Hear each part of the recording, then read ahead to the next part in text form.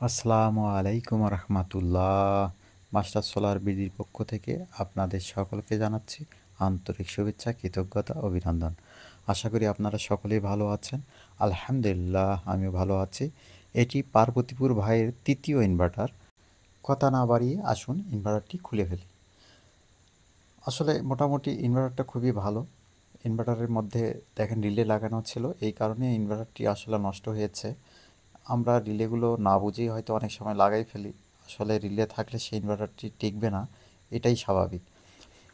এখানে আউটপুটের problem, input ঠিক আছে। আমরা কারেন্টটি আউট করে দিলাম ইনপুটের। এখন আউটপুটে আমরা মসফেটগুলো খোলাই ফেলি। আসলে আউটপুটটি শুধু কেটে গিয়েছে, কিন্তু আউটপুটে মসফেটগুলো কাটেনি। আমরা মসফেটগুলো ঠিক পেয়েছি। ভোল্টটা চেক করি, এখানে 5 ভোল্ট থাকার কথা, অথচ দেখেন কিন্তু 10 ভোল্ট। এখানেও 5 ভোল্ট থাকার কথা, এখানে কোনো ভোল্ট নেই। এখানে 6 ভোল্ট থাকার কথা, একটু বেশি, এখানে আবার ভোল্ট নেই। অর্থাৎ দুইটা মসফেট সঠিকভাবে ভোল্ট পায়নি, আর দুইটা এক্সেস ভোল্ট পেয়েছে। এখন এগুলো আসলে অনেক চিন্তার বিষয়। হয়তো অনেকেই আমরা না বুঝে বিভিন্ন জায়গাতে হাত দেই। আমি আসলে ওই রকম করি না। আমি আসলে একটু বুঝে সুঝেই কোথায় আমার ডিস্টার্ব সেটা একটু খুঁজে বাহির করি, আমি সেখানে হাত দিই। আমার টার্গেট চলে গিয়েছে আইসির কাছে, যে আসলে আইসির থেকে 2টি ভোল্টেজ বাড়ি হবে, এই 2টি ভোল্টেজ বাইর হয়েছে কিনা। 5 ভোল্ট, আসলে একটি ভোল্টেজ পাওয়া যাচ্ছে কিন্তু আরেকটি ভোল্টেজ পাওয়া যাচ্ছে না। মূলত আইসিতেই আমার একটু সমস্যা মনে হচ্ছে। কিন্তু এর আগে আমরা একটু জেনার ডায়োডগুলো চেক করে দেখব, জেনার ডায়োডগুলো ঠিক আছে কিনা। এই জেনার ডায়োডটা ঠিক আছে, এই জেনার ডায়োডটা কিন্তু ঠিক নেই, 100% এটি খারাপ হয়েছে। অর্থাৎ এটি আমাকে পাল্টাতেই হবে। আর কিছু খারাপ আছে কিনা একটু চেক করে নেব। না, আর আসলে খারাপ পাচ্ছি না, কিন্তু জেনার ডায়োডটি আমি খারাপ পেলাম, এটা আমি খুলে ফেলি।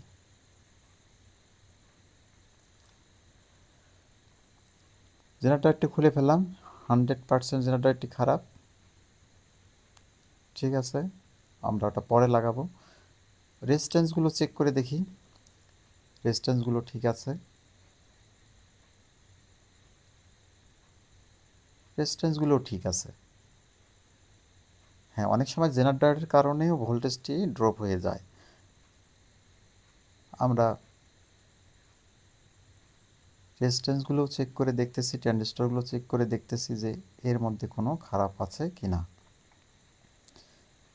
এইবার আমি ভোল্টেজটা আবার চেক করে দেখতেছি।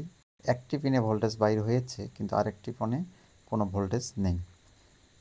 অর্থাৎ এইবার আমি 100% নিশ্চিত যে আইসিটি খারাপ। আইসিটি খুলতে গেলে পাশে একটা ক্যাপাসিটর, এই ক্যাপাসিটরটা আগে খুলতে হবে, তাছাড়া আমি ভালো ঝালাই করতে পারবো না।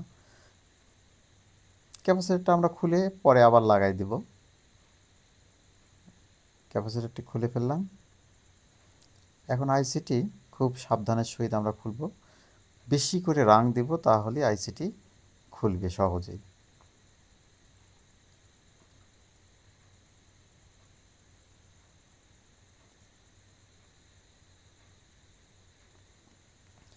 আসলে এই ইনভার্টারটা দিই আমার অবশ্য যাত্রা শুরু ইনভার্টারে। প্রথম আমি একটা ইনভার্টার কিনেছিলাম ঠিক এই ইনভার্টারই, এই কারণে এই ইনভার্টারটি আমার অনেক পরিচিত ইনভার্টার।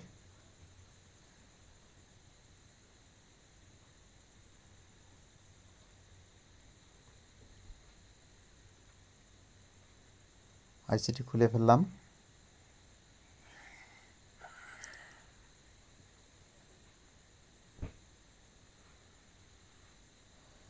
এখন নতুন আইসিটি আমরা লাগাবো। একটু পরিষ্কার করে নিতে হয়।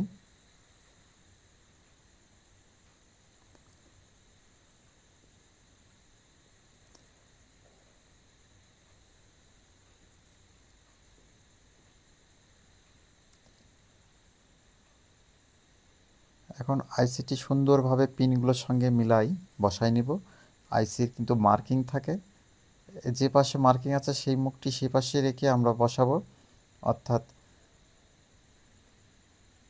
এবং সঠিকভাবে পিনগুলো যদি আমার কানেকশন হয়ে থাকে তাহলেই আমরা সোল্ডারিং করব।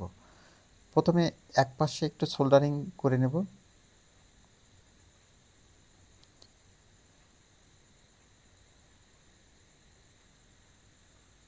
এরপরে আমরা বিভিন্ন জায়গায় একটু একটু করে রাং ধরাই নেব।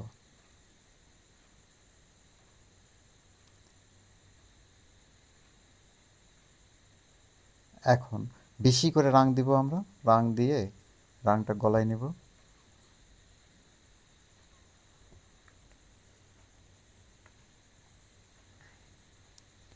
আপনারা হয়তো জানেন যে আইসিবি হবে লাগাইতে হয়, কিভাবে খুলতে হয়।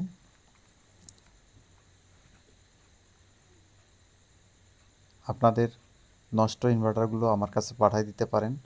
আসলে যদি আইসি আমার কাছে থাকে তাহলে ইনশাল্লাহ আমি ইনভার্টার ঠিক করে দিতে পারবো। যদি আইসি না থাকে সেই ক্ষেত্রে একটু প্রবলেম হয় আমার। আসলে সব আইসি আমার কাছে তো নেই। এই পাশটি আমাদের ঝালাই হয়ে গেল। এখন আইসির অপর প্রান্তটি আমরা ঝালাই করব। বেশি করে রং নেব, একটু বাঁকা করে সোল্ডারিংটি যদি আমরা একটু টেনে দিই তাহলেই কিন্তু ঝালাইটি হয়ে যায়, খুব সহজেই হয়ে যায়।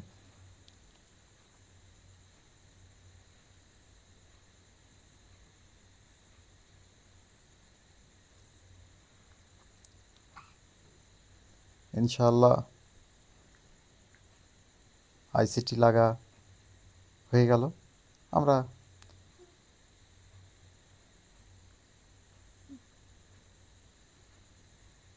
একটু আইসিটি পরিষ্কার করে নেব যে আসলে কোনো পিন বা কোথাও রং একত্রে হয়ে আছে কি না একটু দেখে নেব।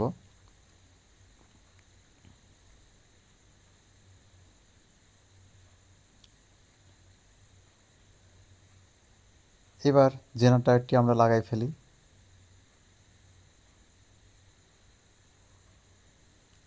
জেনারেটরটি হবে 4148। আমরা আউটপুটটি পরিষ্কার করে নিলাম। দেখেন 5 ভোল্ট থাকার কথা, ঠিক 5 ভোল্ট, 5.2 ভোল্ট, 5.2 ভোল্ট, অর্থাৎ 6 ভোল্ট, 6.2 ভোল্ট। একদম ভোল্টেজটি আমাদের অ্যাকুরেট আছে ইনশাল্লাহ।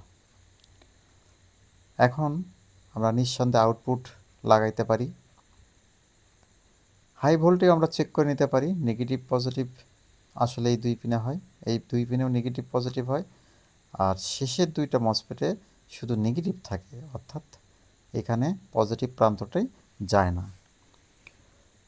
এবার আমরা মসফেটগুলো লাগাই ফেলি। একটু ভালো করে ঝালাই করে নেব মসফেটগুলো। ঝালাই হয়ে গেলে পিনগুলো কেটে দিয়ে আমরা ভালোভাবে পরিষ্কার করব। এখন আমি চেক করে দেখতে পারি, প্রথমে টাচ করব।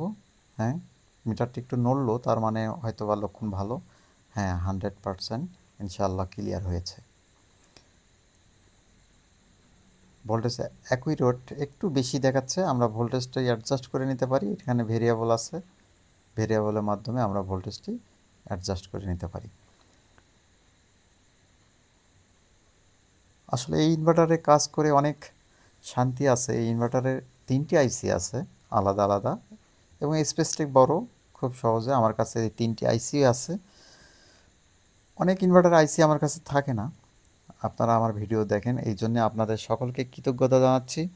পরিশেষে আমি আবারও চেক করব যে আসলে সঠিক আছে কি না। হ্যাঁ, ভোল্ট ঠিক আছে। আমরা হার্সটা একটু চেক করে দেখতে পারি। হ্যাঁ, হার্সটা ঠিক আছে।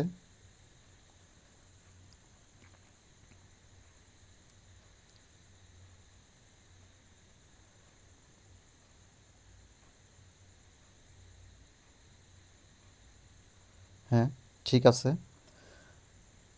আপনাদের সকলকে ধন্যবাদ জানিয়ে, আমার ভিডিও দেখার জন্য কৃতজ্ঞতা জানিয়ে, আপনাদের নষ্ট ইনভার্টারগুলো আমার কাছে সার্ভিসিংয়ের জন্য পাঠাইতে পারেন। সকলকে ধন্যবাদ জানিয়ে আজকের মতো এখানেই শেষ করছি। আসসালামু আলাইকুম রহমতুল্লাহ।